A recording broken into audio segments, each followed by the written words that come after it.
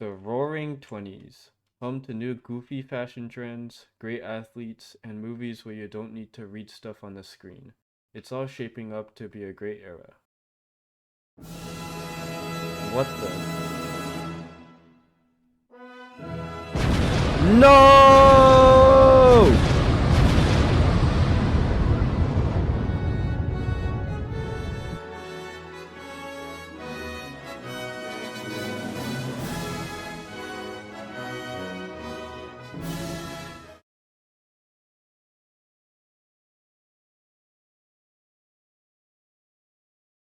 This is America, a country of freedom and liberty. But America can never have a fun new era without fun new controversies and overreactions. The Roaring Twenties was no exception. Introducing the Red Scare.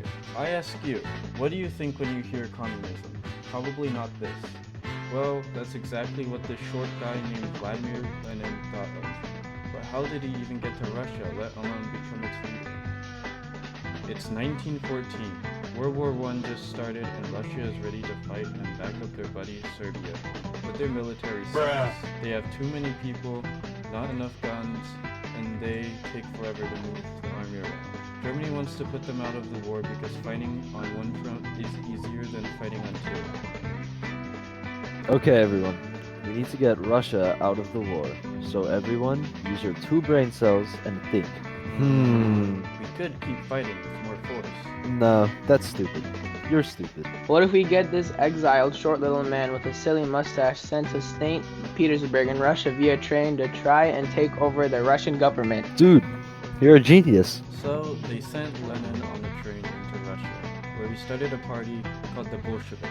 Then they started a revolution, overthrew the Tsar, started a civil war, and Lenin ended up becoming the new leader of Russia. A large amount of the American population was shocked and feared that something similar would happen in the US.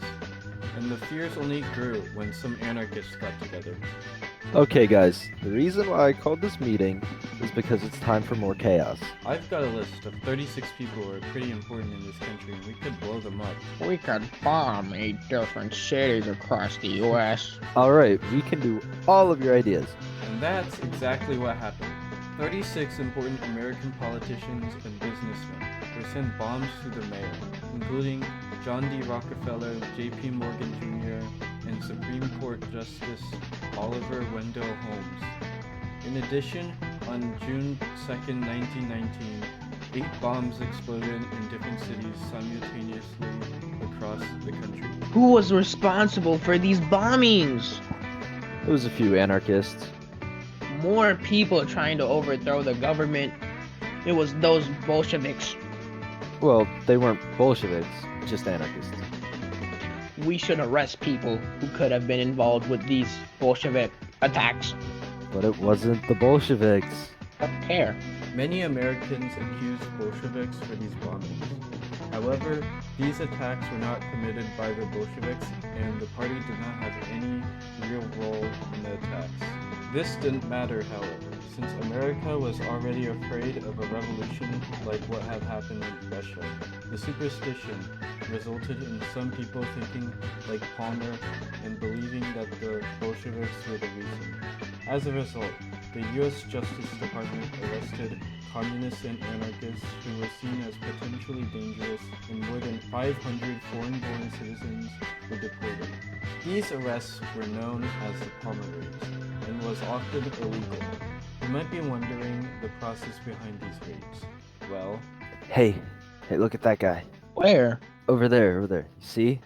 Bald guy, big nose. But they're all bald and have big noses. They look like Squidward. Tentacles. Oh, that guy.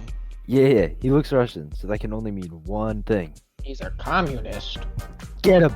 okay, that was obviously not an accurate representation of what actually happened, but it gives you an idea of how unfair it is to foreign people.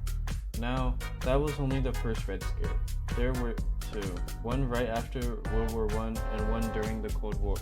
You might be wondering, how come the Red Scare stopped after 1920?